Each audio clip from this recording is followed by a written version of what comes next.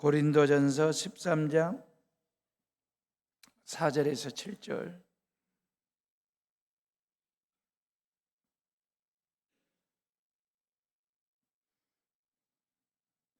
찾았으면 저랑 같이 4절부터 7절을 읽습니다.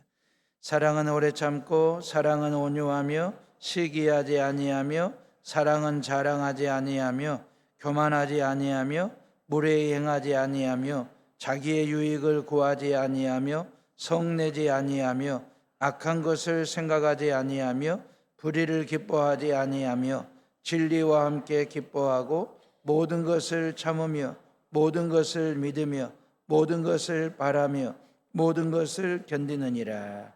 아멘. 우리는 하나님으로부터 참 소중한 걸 선물로 받았거든요. 많은 선물을 받았는데 제가 두 가지만 말씀을 드릴게요. 하나님의 형상대로 지음받았다는 게 최고의 선물입니다. 실은 저도 두 아들을 키우지만 두 아들이 저를 똑 닮았다는 말을 들으면 왠지 모르게 기쁘고 행복합니다. 실은 애비가 잘났든 못났든 아들들이 애비를 닮았다, 아비를 닮았다라고 하는 말에 힘이 납니다. 우리가 하나님을 닮은, 하나님을 똑 닮은 하나님의 형상으로 지음받은 존재, 얼마나 우리가 걸작품인지 아시겠죠? 하나님께서 천지를 창조하실 때에 당신이 의도하신 대로 말씀을 선포하면 그대로 됐어요. 빛이 있으라 할 때에 빛이 만들어지고, 하늘의 해와 달과 별들을 의도하신 대로 선포하시면 그대로 만들어졌다고요. 여섯째 날 짐승을 만드시고 마지막으로 인간, 사람을 지으실 때는 당신이 말씀으로 선포하신 게 아니에요. 성부 하나님과 성자 예수님과 성령 하나님 세 분이 의논하셨어요. 신중에 신중을 기하고 방법과 방식을 찾는 일들.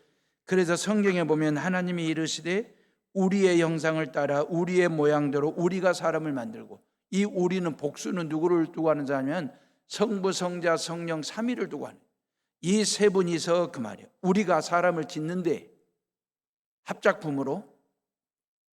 근데 하나님의 형상대로 우리를 지었더라. 걸작이잖아요.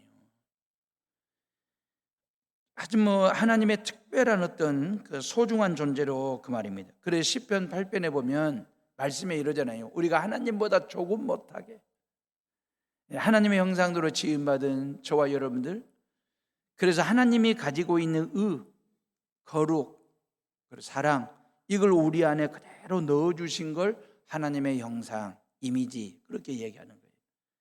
또 하나는 만물을 다스리는 특권을 주셨어요. 이게 선물이에요. 만물만 다스리는 게 아니고 마음까지 다스릴 수 있도록 그 특권을 우리에게 주셨는데, 뭔 얘기냐면 이런 거예요. 하나님께서 선악과를 만들어 놓으시고 네가 먹는 날에는 정령 죽으리라 그랬어요. 이 말이 뭔 말이냐면 이 말씀 속에는 네 마음을 네가 다스려라 그 말이에요. 그리고 네 마음으로 결정한 것, 행동으로 옮긴 거에 대한 책임도 네가 져야 된다, 이 뜻이 담긴 거거든요. 그러니까 만물과 마음을 동시에 다스릴 특권을 주신 것입니다. 그러니 우리가 얼마나 잘 관리하고 잘 다스려야 되는지 알 법하잖아요. 그런데 사람마다 마음을 다스리는 방식은 각자가 다 달라요. 어떤 사람은 이성과 지성으로 마음을 관리를 해요. 우리는 그런 사람을 지성인이라고 말하고, 그리고 문화인이라고 얘기합니다. 비이성적인 사람을 우리는 야만인, 그렇게 얘기하잖아요. 어떤 사람은 양심으로 마음을 관리해요. 그래서 매사 모든 일을 양심에게 물어요. 이게 도덕적으로 옳은 일인지 틀린 일인지, 이게 선한지 악한지를 양심에게 묻는 그 말입니다. 그래서 우리는 이런 사람을 덕 있는 사람이라고 얘기합니다. 이렇게 이성과 지성과 양심으로 묻는 사람들이 있는가 하면, 어떤 사람은 자기 의지를 가지고 마음을 관리하는 사람이 있어요. 그래서 어떤 시련이나 어려움이 닥쳐와도 끝까지 잘 참고 견디는 사람, 이걸 우리는 위대한 사람이라고 얘기하거든요.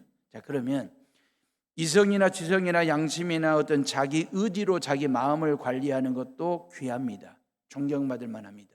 그런데 예수 믿는 저와 여러분들은 그거 외에 또 하나가 있어요. 예수님의 사랑으로 내 마음을 채우는 겁니다. 예수님의 사랑으로 내 마음을 관리하는 것입니다.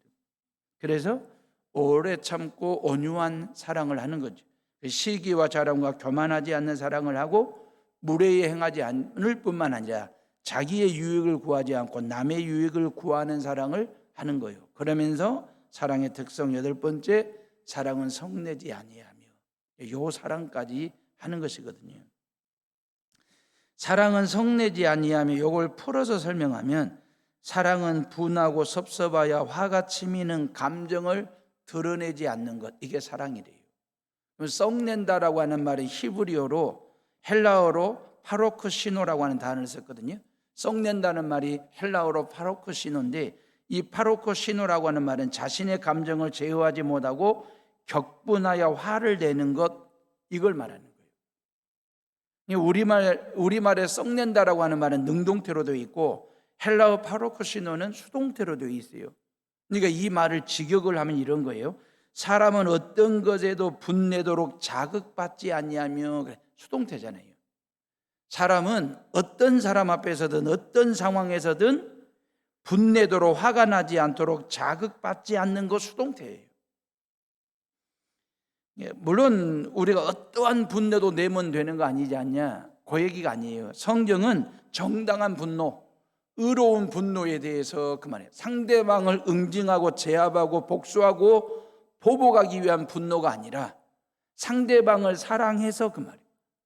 상대방 자식들, 자녀들을 바르게 올곧게 키우기 위한 부모가 내는 그 정당하고도 의로운 분노에 대해서 성령은 마땅하다라고 말씀하시니까, 성경에 기록된 최초의 화는 가인의 분노입니다. 아담과 하와가 범죄하고 난 후 에덴 동산에 쫓겨나잖아요. 에덴 밖에서 가인과 아벨 두 아들을 낳습니다. 가인은 농사를 짓는 농부가 되고, 둘째 아들 아벨은 양을 치는 목축업 목자가 됩니다. 농업과 목축업이라고 하는 것은 고대 사회를 먹여 살리는 먹사님이었어요. 두 형제는 하나님을 향한 믿음을 가지게 됐습니다. 하나님을 향한 믿음을 키우기 시작했습니다. 그러면 하나님의 존재를 알게 됐고, 그 하나님 앞에 감사하는 마음으로 예배 드리는 예배자들이 됐습니다. 문제는 어느 날 두 형제가 하나님께 예배를 드렸는데, 하나님께서 가인의 예배는 안 받고 둘째 동생 아벨의 예배만 받으신 거예요. 이유가 뭔지에 대해서는 지난 3월 23일 날 주일날 사랑은 시기하지 아니하며, 이때 그 이유를 충분히 설명을 드렸어요. 오늘은 그 이유 뒤에 이어지는 얘기를 근거로 해서 하나님의 말씀을 전하려고요. 창세기 4장 5절에 보면 가인과 그의 재물은 받지 아니하시니라. 가인이 몹시 분하여 안색이 변하니 그랬어요. 가인이요, 분해가지고 화가 나가지고 얼굴 안색이 바뀔 정도로, 얼굴 색이 바뀔 정도로. 얼굴 색은 뭘 표현하는 것입니까? 마음의 상태를 그대로 얼굴 색으로, 표정으로 표현하는 것이거든요. 그 마음속에 화와 분과 썽과 노함으로 꽉 채우니까 그 마음의 상태가 얼굴 색으로 드러난 거예요. 하나님이 그걸 보신 거예요. 사랑하는 헤어름의 식구들이 왜 얼굴인지 아시잖아요. 여러분들의 얼굴에는 굴이 몇 개 있습니까? 7개의 굴이 있어요. 눈구멍 2개 있잖아요. 이건 앞을 보라고 하나님이 앞으로 이렇게 2개의 구멍을 뚫고 눈을 만들어 놓으신 거예요. 콕 구멍, 콕 굴 2개. 밑에서 뚫었어요. 위에서 뚫었더라면 큰일 날 뻔했어요. 그리고 귀 구멍, 귀 굴 양쪽에 2개의 굴을 뚫으셨잖아요. 왜? 좌우편에 있는 사람들의 이야기를 많이 부지런히 귀담아 들으라고. 그리고 입은 굴 하나만 뚫었어요. 그 얘기는 듣는 것보다 말하는 걸 줄이라고.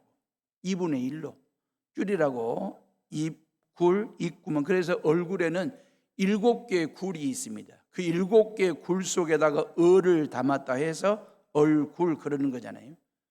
얼이 뭡니까?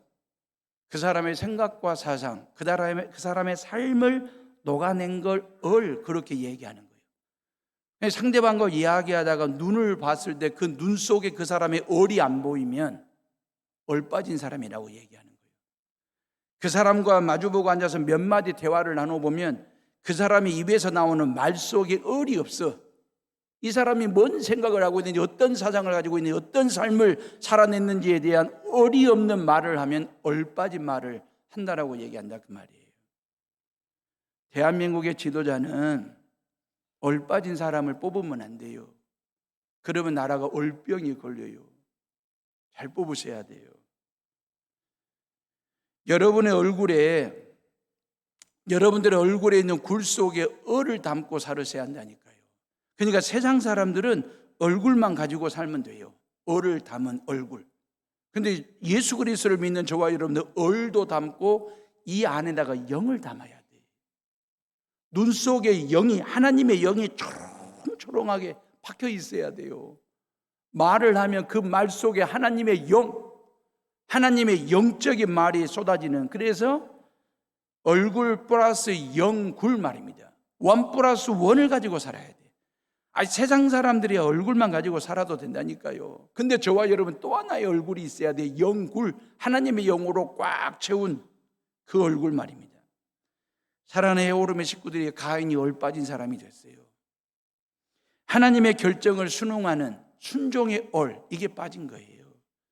동생이라도 하나님이 받으실 만한 예배를 드려서 퍽 다행스럽다, 감사의 얼, 그런 동생을 인정하는 사랑의 얼, 그리고 자기 자신을 돌아볼 줄 아는 성찰의 얼, 이게 빠진 거예요. 가인이 얼 빠진 인간이 된 거예요. 만약에 말입니다, 눈이나 코나 귀나 입속에 이 얼을 담고 하나님의 영으로 꽉 채웠으면 나 다음에 드리는 예배는 반드시 하나님이 받으실 만한 예배를 드려야 되겠다 준비하는 사람이 되었을 건데, 그리하지 못하고 그 말입니다. 얼굴에 있는 모든 굴 속에 얼을 담지를 못했어요. 화를 담은 거예요. 성을 담은 거예요. 분을 담은 거예요. 노함을 담아낸 거예요. 그래서 안색이 바뀌었어요. 하나님께서 분노한 가인에게 물으시잖아요. 네가 분하여 함이 어찌 됨이며 안색이 변하면 어찌 됨이냐. 그 말은 뭔 얘기냐면, 이렇게 물으신 이유는 뭐냐면 네 얼굴색부터 바꿔 그 말이에요. 화를 풀어 그 말이에요. 화를 내지 마. 그 동생 아벨을 사랑해야 된다, 요 얘기거든요. 하나님 앞에서 썩내지 말고 동생을 사랑해야 된다, 요 메시지거든요. 마음속에 불릴듯 일어나는 썽과 화를 다스리지 못하면 위험에 처하게 된다. 분노의 위험성을 경고하시는 거요.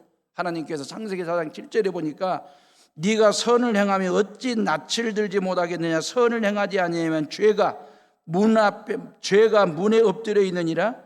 죄가 너를 원하나 너는 죄를 다스리라 그랬어요. 여러분, 썩냄과 분냄과 화냄과 노함이 죄가 된다는 거예요. 근데 그 죄가 멀리 있는 게 아니라는 거예요. 여러분들 문 밖에 기다리고 있다는 거예요. 여러분들이 썩내고 화내는 죄를 범하는 순간에 그 죄가 여러분들을 덮치기 위해서 그 말이에요. 섬찟한 얘기잖아요.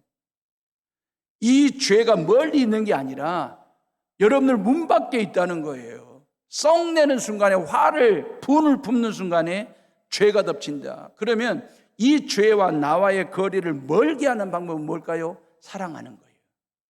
사랑할 때의 죄는 멀어지는 것이고, 사랑하지 아니하고 화를 낼 때 죄는 자꾸 내게 가까이 다가오는 것입니다. 뭐 하려고? 나를 덮치려고. 문 밖에 있다 그랬어요. 화냄의, 썩냄의 위험성의 경고성을 이렇게 말씀하신 거죠. 가인은 하나님께서 자신의 제사를 안 받았다고 지금 화를 낸 거잖아요. 이 하나님의 거절에 대해서, 하나님의 거절도 축복입니다. 그 하나님의 거절 앞에서 자신을 돌아보는 계기로 삼았더라면 하나님도 사랑하고 동생도 사랑하는 사람이 됐을 거예요. 근데 그리하지 못하고 되려 썽을 내고 화를 낸 것입니다. 동생 아벨을 죽인 거예요. 성경은 왜 하나님이 아벨의 제사는 받으시고 가인의 제사를 거절했는지 또렷하게 기록해 놓고 있습니다. 하나님이 먼저 보신 게 뭔지 아십니까? 제물을 먼저 봤습니까? 아닙니다. 제물 드리는 자를 먼저 봤습니다. 성경은 아벨과 그의 제물 그렇게 돼 있어요. 가인과 그의 제물 그랬어요. 뭐가 먼저 있습니까? 아벨과 가인이에요. 하나님이 원하시는 것, 하나님이 먼저 보시는 것은 제물이 아니에요. 예배가 아니에요. 그 제물을 드리는 자, 그 예배를 드리는 자, 예배자가 더 중요하지 예배를 더 먼저 보시는 분이 아니에요. 그럼 왜 하나님이 가인의 예배를 거절하셨느냐? 가인은 제물만 드린 거예요. 자기를 산 제물로 안 바친 거예요. 아벨은 제물도 드리고 자기 자신을 산 제물처럼 하나님 아버지께 예배 때 동시에 드린 거죠. 결국 가인은 동생 아벨을 들로 유인을 합니다. 그 돌로 쳐서 죽입니다. 살인극이 벌어져요. 화가 돌이 됐습니다. 썩냄과 분노가 칼보다 총보다 더 무서울 수 있구나. 누구보다도 사랑해야 할 동생을 돌로 쳐서 죽인 것입니다. 요 살인 현장에서 벌어지는 이 죽음에 대해서 성경은 뭐라고 얘기하냐면 히브리어로 카탈이라고 하는 단어가 있거든요. 죽는다. 일반적으로 죽을 때 카탈 그래요. 근데 이 가인이 동생 아벨을 죽일 때 성경은 할라그라고 하는 단어를 썼어요. 할라그라고 하는 단어는 쳐서 죽인다 그 뜻이. 이 사람이 죽었는지 살았는지 확인하면서 죽을 때까지 계속해서 치는 걸 할라그라고 얘기하는 것이에요. 숨이 끊어질 때까지. 잔인하잖아요. 섬찟한 얘기거든요. 형이 동생을 사랑했어야 되는데 그 동생을 죽이는데 할라그를 하는 거예요. 죽을 때까지 돌로 치는. 동생을 죽인 것은 힘이 아니었습니다. 돌이 아니었습니다. 총도 칼도 아니었습니다. 화였습니다. 썩 말입니다. 이 화가 얼마나 위험한 건지. 그래서 성경은 썩내지 않는 것이 사랑이라고. 사랑은 썩내지 아니하며 그랬어요. 사랑하는 헤오름의 식구들이요, 사랑은 썩내지 않는 것. 그래서 성경은 화가 나더라도 그 말입니다. 화를 오래 품지 마라 그랬어요. 화 자체를, 성 자체를 품지 마라. 화내면 안 된다 그 얘기가 아닙니다. 성경은 화를 내고 성을 낼 걸 얘기하십니다. 성 자체를 못하게 하시는 분이 아니세요. 다만 에베소 4장 26절에 보니까 해가 지기 전에 그 말, 분을 품지 말고 그 화를 풀어라 말씀하셨어요. 해가 지기 전에. 그 얘기냐면 해가 질 때까지, 해가 넘어질 때까지 화와 분과 성과 노를 품고 있으면 반드시 죄를 짓게 돼 있다. 이 경고성으로 말씀하시는 거거든요. 내 마음속에요, 화와 분과 성과 노를 장전하잖아요. 탄창에다가 총알을 장전하듯이. 장전하는 순간에 격발하잖아요. 죽어요. 동생을 죽였어요. 그 탄창에 군대 갔다 오신 분들은 다 아시잖아요. 탄창에다가 총알을 장전하고 탄창에다 딱 장전하면 격발하는 순간에 그 말이에요. 우리 마음통을 사랑으로 장전하셔야 돼요. 사랑으로 장전해서 누구에게든지 사랑을 쏘아주는, 내일부터 만나는 모든 사람들에게 화를 쏘거나 성을, 분을 쏘는 자가 아니라 사랑을 쏘아주는, 사랑을 쏘아서 나도 살고 너도 살고 서로를 살리는 그러한 사랑 말입니다. 여러분, 마음속에 화가 차면, 화가 붙으면 진짜 화가 됩니다.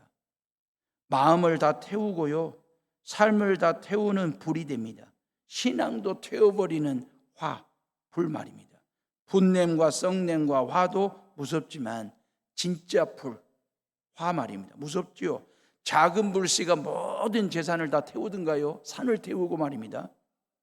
지난달 경북에 난 산불은 5개 시군으로 확산이 됐어요. 그래가지고 149분 동안 탔습니다. 산림 9만 9천여 헥타르와 26명의 목숨을 앗아간 최악의 산불이에요. 지난달 산불은 작은 불씨가 온 산을 태웠어요. 그래서 화재 관리도 잘해야 하고 마음속에 화가 붙으면 안 돼요. 산에 화가 붙어도 안 되고 건물에 화가 붙어도 안 되고 마음속에 화가 붙어도 안 돼요. 그래서 마음 관리를 화가 붙지 않도록 사랑으로 관리를 해야 돼요. 자연에 화가 붙지 않도록 자연을 사랑으로 관리해야 돼요. 자연사랑 말입니다. 산과 건물과 내 마음을 화로부터 지켜내야 되지 않겠습니까? 해오른교회 소방관리자가 누군지 아십니까? 이 건물의 소방 안전관리자 접니다.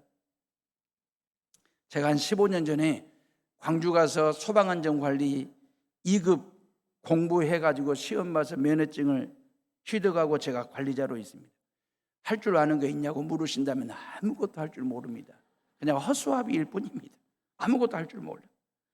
여수 동강교회는 지금까지 부목사님들에게 교육받고 자격증 따게 하고 부목사님들을 소방안전관리자로 세운 거예요. 근데 부목사님들이 자꾸 갈리니까 번거로우니까 이번 기회에 담임 목사인 박찬희 목사님이 소방안전관리자 2급 자격증 따가지고 관리자가 되겠다고. 그래 광주에 한 주간 동안 숙박하면서 교육을 받았어요. 월요일부터 금요일까지 교육을 받는데 3월 달에 제가 전화로 한 2번 얘기를 했습니다. 목사님 고생하요. 그 공부 만만치 않을 텐데 시험도 쉽지 않을 텐데 소방이 강화가 되니까. 그랬더니 저한테 형님 징하기 힘드네. 너무너무 생소하다는 거예요. 문과생이 이과 공부를 하려고 하니까 너무 생소하고 외울 것도 많고 힘들다고 하면서 꼭 뒷말에 덧대기를 장원급제 하려는 거예요. 장원급제. 묻겠습니다. 3월 시험에 붙었을까요? 떨어졌을까요? 떨어졌어요. 얼마나 속으로 고소하든지 막 요 순간에 제 입이 근질근질해. 저는 1차에 합격했거든요. 요 입이 방지형이야. 입이 방지형. 4월에 제 시험을 봐야 돼요. 한 달 동안. 저한테 하는 말이 와 목사가 성경 가지고 연구를 하고 있어야지 맨날 소방과 관련된 그것만 공부하고 있으니까 너무 힘들다고. 그러면서 주일날 교회에서 만나면 장로님들 교인들이 목사님 우리가 열심히 기도하고 있습니다 막 파이팅 막 이러고 하니까 너무 힘들다는 거예요. 4월달 시험을 봤어요. 4월달 시험을 봐서 어떻게 됐을까요? 당당히 합격을 했어요. 그래가지고 종료 주일날 설교 서두에 여러분들이 기도를 많이 해주셔가지고 제가 소방안전관리 2급 시험에 합격을 해 자격증을 땄다고 하니까 교인들이 좋아가지고 막 박수를 치고 막 자갈자갈 막 웃고 그랬어요. 근데 서울에 계신 92세 되신 어머니 권사님이 주일 예배를 드리고 주일날 저녁에 아들이 담임하고 있는 동강교회 주일날 오전 예배 설교를 동영상으로 들으신대요. 집에서 92세 되신 나이 드신 어머니 권사님이. 근데 설교를 딱 들어보니까 막 설교 서두에 교인들이 막 박수를 치고 막 자갈자갈 웃고 하니까 이게 정확히 왜 저러지 판단이 안 된 거예요. 92세 되신 어머니가. 그래서 예배가 설교가 끝나고 전화로 부른 거예요. 도대체 니네 교회에 뭔 일이 있길래 교인들이 박수를 치고 그렇게 웃었다냐? 그랬더니 어머니 제가 소방안전관리 시험에 합격해서 그런다고 그랬어요. 그랬더니 어머니가 하는 말이 서방안전관리 그랬어요. 그러니까 이 90에 대해서 어머니가 아니 뭔 서방을 안전하게 관리하리, 아니 너 같은 서방을 뭔 안전하게 관리할 일이 뭐 있다냐. 그러니까 소방안전관리를 서방안전관리로 들으신 거예요. 그 얘기를 저한테 들려주면서 둘이서 막 박장대소하면서 웃었습니다. 예, 소방안전관리 못하면 화가 붙습니다. 서방도 마찬가지요. 서방 안전하게 관리 못하면 서방 화가 붙습니다. 화가 붙으면 서방, 화가 붙으면 싸워요. 그래서 화가 나지 않도록 서방을 사랑해 주셔야 돼요. 각시도 사랑하셔야 되고. 건물에 화 붙으면 다 태워요. 자연에 화가 붙으면 다 태워요. 사람 마음속에 화가 붙으면 태워요. 어그러지게 해요. 그래서 안전하게 잘 관리하는 게 뭘까? 건물 사랑하고 자연을 사랑하고 서방도 각시도 자녀들도 사랑하는 것. 그럴 때에 잘 관리가 되는 것. 사랑하는 여러분의 식구들이요, 기독교식으로 화가 어디서 왔는지 그 말이에요. 성경에 말씀하시는 썩냄과 분냄의 출발점이 어디냐면 우리는 성령의 조명 아래 사는 존재들이잖아요. 성령의 조명 아래 살다 보니 화는 상대방이 주는 것이 아니라 상대방을 통해서 사탄마귀가 주는 것이구나. 이게 성령의 조명을 통해서 알게 되는 사실입니다. 이걸 영성신학에서는 영적 식별이라고 그래요. 이게 영적인 분별, 이 영적인 식별 말입니다. 그러니까 상대방이 나를 화나게 하는 게 아니라 상대방을 통해서 나를 화나게 하는 사탄마귀가 있다 그 말이에요. 이걸 우리가 절제하고 컨트롤할 줄 아는 영적 분별력 말입니다. 분노에 대해서 예를 하나 더 주고 설교를 마치겠습니다. 여러분들이 잘 아시는 누가복음 15장에 탕자의 이야기 비유가 나오잖아요. 좀 디테일하게 말씀을 드리면 잃어버린 두 아들의 비유입니다. 2막으로 되어 있잖아요. 1막에 잃어버린 둘째 아들 이야기, 2막에는 잃어버린 맏아들 이야기거든요. 1막의 주인공 둘째 아들은 아버지에게 가서 재산 중에 내게 돌아올 몫을 달라고 말도 안 되는 요청을 합니다. 아주 경악스러운 불효입니다. 왜 제가 경악이라는 말을 썼는지 이제 나중에 이해가 될 텐데, 물론 아들이 자기 재산에 몫이 있어요. 그 자기가 물려받을 재산에 대해서 생각하고 있다라고 하는 것은 나쁜 게 아니에요. 불효가 아니에요. 예수님 당시에 유산 상속과 재산 분배의 법이 뭐냐면 아들 형제 둘이니까 아들 형제를 어떻게 재산 분배를 하냐면 가지고 있는 재산을 3등분을 해요. 3등분을 해서 3분의 2는 큰아들 몫입니다. 3분의 1이 둘째 아들의 몫이에요. 이걸 달라 그 말이거든요. 문제는 제가 왜 경악스럽다라고 얘기했냐면 유산 상속과 재산 분배는 아버지가 돌아가시고 난 후 이루어지는 일이에요. 그게 법이에요. 근데 이 둘째 아들은 아버지가 살아있거든. 아버지가 살아있는데 자기 몫을 달라는 거예요. 요 얘기는 뭔 얘기냐면 아버지 빨리 죽으세요 그 말이에요. 아버지는 싫은데 아버지 재산은 좋다는 거예요. 그래서 아버지를 떠나 살고 싶으니까 내 몫을 미리 땡겨 달라고 하는 이 경악스러운 발칙한 불효 말입니다. 둘째 아들의 모습. 아버지의 반응은 아들의 요청보다도 훨씬 충격적입니다. 가부장적 사회잖아요. 가부장적 사회이기 때문에 이런 자식은 내쳐도 돼요. 쫓아내도 돼. 호적에서 파버려도 되는 거예요. 그런데 아버지는 누가복음 15장 12절에 보니까 그 살림을 각각 나눠주었더라 그랬어요. 그 살림을 각각 큰아들에게도 주고 둘째 아들에게도 각각 나누어 주었더라. 그런데 예수님이 요 얘기를 하시면서 재산이라고 말을 안 했어요. 재물이라고 말을 않고 유산이라고 말을 안 했어요. 살림이라고 얘기했어요. 살림을 각각 나누어 주매 그랬거든요. 이 살림으로 번역된 헬라어 단어는 비오스입니다. 비오스는 생명을 얘기하는 거예요.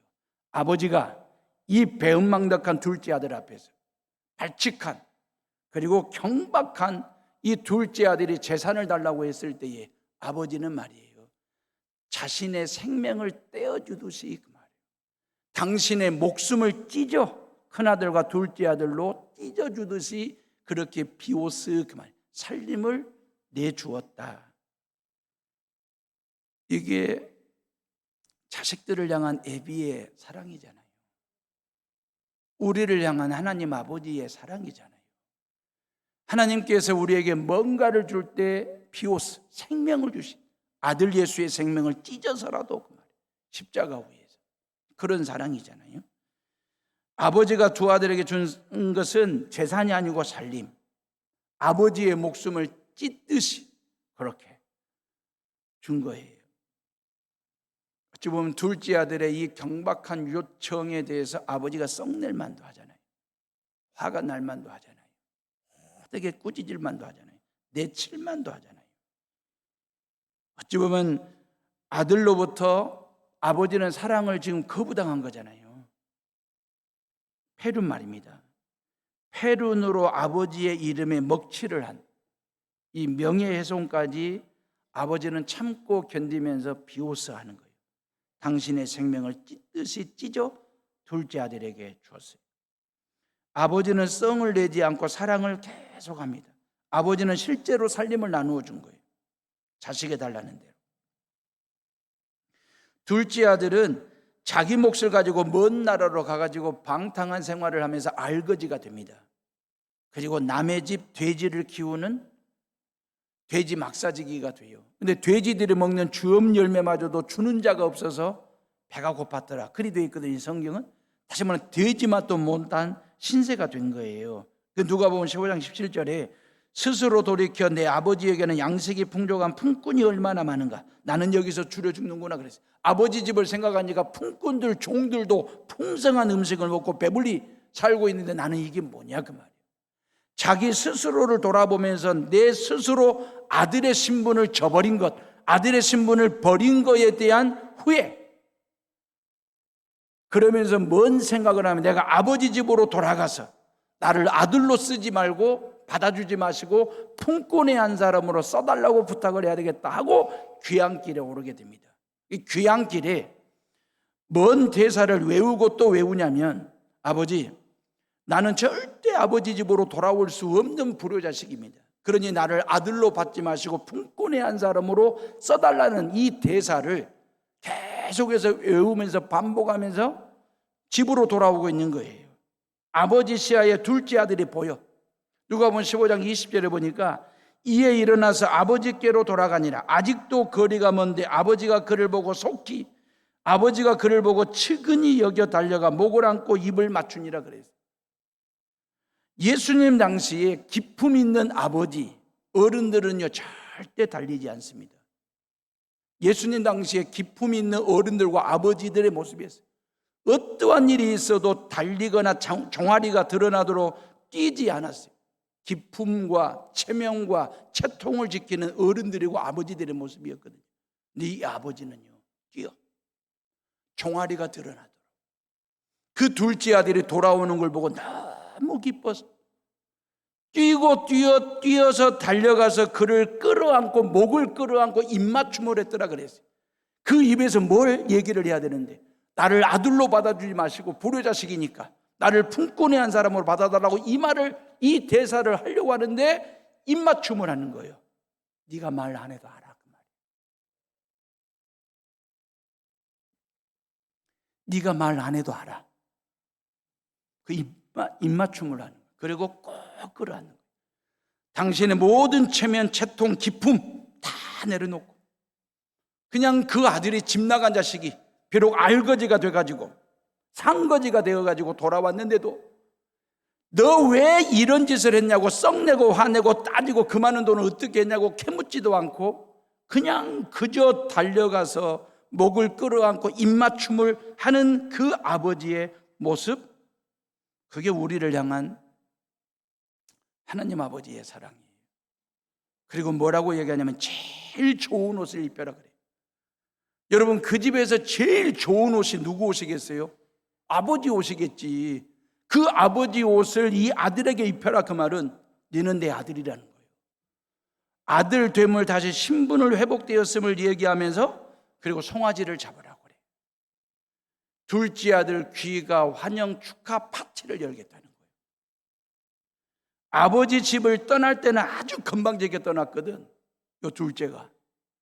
근데 페루나로 근데 돌아올 때는 굉장히 낮아진 마음으로, 즉 종도 아니고 품꾼으로 써달라고 할 정도로 낮아진 마음으로 돌아온 것입니다. 아버지에게 가장 중요한 게 뭔지 아십니까? 이 아들 녀석이 성공했는지 출세했는지 그 말이에요. 이 아들 녀석이 더 큰 부자가 됐는지 아닌지 이게 중요한 게 아니고 이 아들이 돌아왔다는 게 중요한 거예요. 그래서 이 아들을 향한 멈춤이 없는 사랑을 계속해서 할 수 있다라고 하는 게 이 아버지에게는 최고의 행복이고 최고의 기쁨이에요. 이 아들이 거지냐 성공했느냐 이게 중요한 게 아니에요. 돌아왔다는 게 중요한 거예요. 둘째 아들은 아버지 집에 풍족한 양식만 있다라고 생각했거든.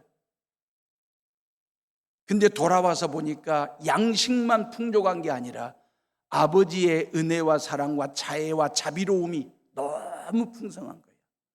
나의 모든 허물, 나의 모든 부족함까지도 커버하고 덮어주고 안아주고 품어줄 수 있는 그 아버지의 넓은 가슴이, 넓은 마음이 요 집에 있구나, 요 아버지에게 있구나, 이걸 깨닫는 거예요. 하나님 아버지의 사랑은 이렇게 무모할 정도로 해픕니다. 아낌없이 한이 없도록. 아버지가 둘째 아들을 끌어안은 시점이 언제인 줄 아십니까? 아들이 자신의 변화된 마음을 증명하기 전입니다. 내가 이렇게 변화된 모습으로 돌아왔습니다. 이게 아닙니다. 이걸 증명하기 전입니다. 품꾼으로 써달라고 말도 안 했는데 아버지가 와서 와락 끌어안아 준 것입니다. 그뿐만 아니라 외워두었던 참회의 회개의 대사를 말하기 전에 끌어안아 주시고 입맞춤을 해주신 거예요. 하나님의 은혜는 나의 어떤 공로나 노력이나 힘씀과 애씀이나 뼈저리게 가슴을 쥐어뜯는 참회로 얻는 게 아닙니다. 하나님의 은혜는 나의 깊은 회개 때문이 아니라 하나님의 사랑 때문에.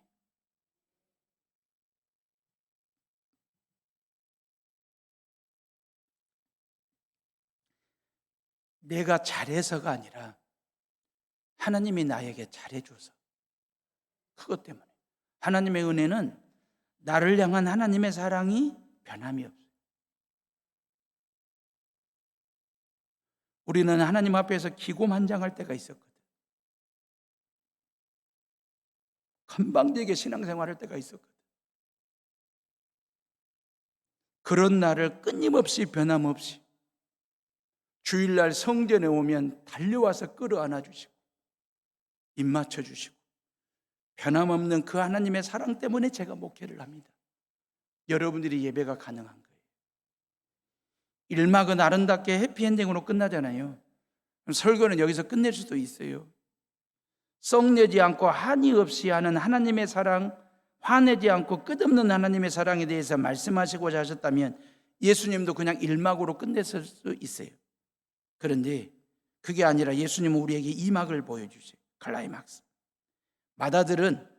큰아들은 동생이 돌아와서 아들의 신분을 회복했다는 소리를 듣습니다.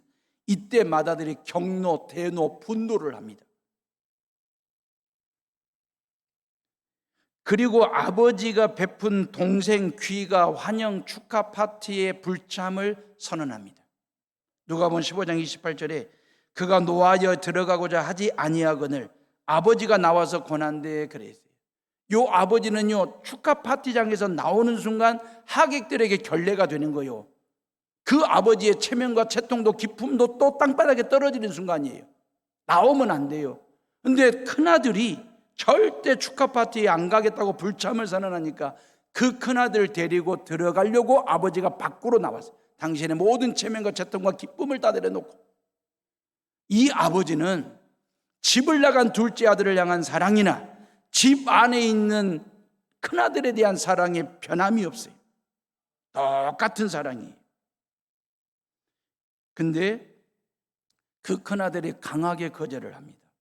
뭐라고 하는지 누가복음 15장 29절로 30절에 아버지께 대답하여 이르시되 내가 여러 해 아버지를 섬겨 명을 어김이었거늘 내게는 염소 새끼 하나도 주어 나와 내 벗으로 즐기게 하신 일이 없더니 아버지여 살림을 창녀들과 함께 삼켜버린 이 아들이 돌아오매 이를 위하여 살찐 송아지를 잡으셨나이다 그랬어요. 맏아들의 경노와 분노가 셉니다. 맏아들이 이토록 경노한 이유가 뭔지 아십니까? 실은 맏아들은 이 모든 일에 뒷딸을 손해 때문에 아주 속이 뒤집인 거예요. 그래서 이렇게 말하는, 다시 말하면 나를 위해서 염소 새끼 한 마리라도 잡아주신 적 있습니까? 근데 어찌 저렇게 먼 나라 가서 허랑방탕한 삶을 살고 모든 전 재산을 탕진하고 돌아온 저놈을 위해서 송아지를 잡을 수 있습니까? 요 얘기거든요. 그러면서 요 형이 동생이라는 말을 아예 안 씁니다. 뭐라고 해야 되냐? 아버지의 살림을 창녀들과 함께 삼켜버린 이 아들. 아버지에게는 아들이는지 몰라도 나에게는 동생이 아닙니다. 그 말. 이놈은 동생이 아니라는 거예요. 자기 동생이 먼 나라에서 창녀들과 함께 재산을 탕진하는 것을 어떻게 알고 있었을까요? 이미 파악을 하고 있었던 거예요. 동생이 그렇게 망가진 인생을 살고 있으면 가서 찾아오든지 데려오든지 해야 되지 않겠어요? 그게 형이지 않습니까? 그게 사랑이지 않습니까? 내버려 둔 거지. 방치방관한 거지. 그리고 어떻게 저런 놈을 위해 살찐 송아지를 잡아 잔치를 벌여주시는가라고 썽을 뻐렁 낸 겁니다. 화를 낸 것입니다. 꼬장을 부린 거지. 아들의 신분을 회복시켜 주심으로 그 말이에요. 다시 상속자가 되겠다 그 말이에요. 요 놈은 이미 3분의 1을 띄어가지고 지가 먼 나라 가가지고 다 전 재산 날리고 돌아온. 근데 다시 아들로 신분이 회복되면 내가 받은 3분의 2에서 또 3분의 1을 띄어줘야만 된다. 이 경제적 논리 말입니다. 돈은 이렇게 무서운 것입니다. 그것 때문에 천부당만부당한 일이라고 그렇게 한 거예요. 건방지게 떠난 둘째 아들을 왜 아버지는 함부로 막 받아주십니까? 아버지에 대한 존중감이 없어요. 무례함이죠. 29절에 보면 보소서 그 말이에요. 영어의 look 그리 되어 있어요. 우리말로 말하면, 우리식으로 말하면 이것 보세요 그 말이에요. 아버지를 향하여 아버지 이것 보세요.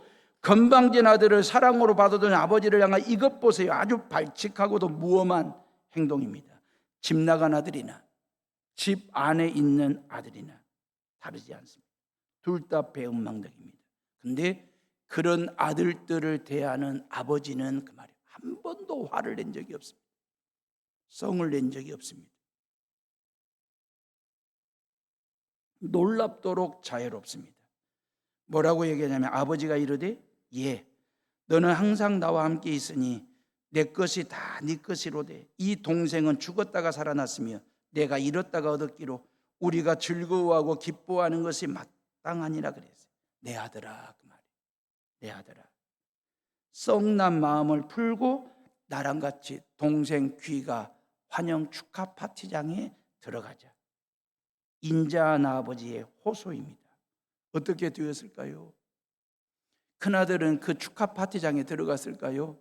형제간에 화해하고 우애를 돋보게 했을까요? 아버지와 두 아들 3부자가 더 단단하게 뭉쳤을까요? 그 환영 파티를 통해서? 궁금하잖아요. 근데 예수님은 요 얘기를 안 하셔요. 예수님은 거기까지만 딱 말씀하신 거예요. 나랑 같이 축하 파티장에 들어가. 여기까지만 딱 얘기하신 거예요. 그 나머지 결과에 대해서는 예수님이 말씀하지 않았어요. 그 결과가 너무너무 궁금한 거예요. 왜 예수님이 거기서 말을 끊었을까? 이야기를 끊었을까? 이 다음 얘기 산막은 니네들 몫이라는 거예요. 이 설교를 듣는 저와 여러분들의 몫이에요. 마무리를 어떻게 지을 건지 축하 파티장에 들어가서 동생을 뜨겁게 환영하든지 끌어안아 주든지 그 아버지랑 같이 3부자가 다시 한번 뭉쳐가지고 가족애를 회복하든지 그것은 여러분들 각자에게 주어진 몫이다 그 말이에요. 여러분들이 살아내야 돼. 여러분들이 써내려가야 할 여러분들의 몫 그 말입니다. 사랑하는 에오름의 식구들이요. 나는 둘째 아들일까 큰아들일까? 실은 저와 여러분들에게 둘째 아들의 모습도 보이고 큰아들의 모습도 보이거든요. 동전의 양면처럼 버릇없는 행동 말입니다. 하나님 아버지 앞에서. 그럼에도 불구하고 하나님께서 저와 여러분들을 끊임없이 사랑해요. 하나님 앞에서 우리가 발칙한 행동을 할 때가 많았거든요. 경거망동한 행동, 버릇없는 행동. 제 목회가 그랬고 여러분들의 신앙이 그랬을 수 있어요. 그럼에도 불구하고 우리가 매주마다 예배를 드릴 수 있는 이유는, 제가 목회를 할 수 있는 이유는 뭐냐면 우리가 잘나서도 아니에요. 잘해서도 아니에요. 하나님께서 우리에게 잘해주시기 때문에. 한 주간 동안 내내 하나님은 우리에게 썩내고 화내고 분내고 노하지 아니하시고 끊임없이 우리를 사랑하셔. 우리에게 잘해주셔. 잘해주시는 그 하나님의 사랑과 은혜 때문에 다음 주가 기대가 되는 거예요. 한 주간의 삶을 그렇게 살아가는 것입니다. 사랑은 썩내지 아니하며 그 사랑 하시기를 바랍니다. 우리 기도하겠습니다.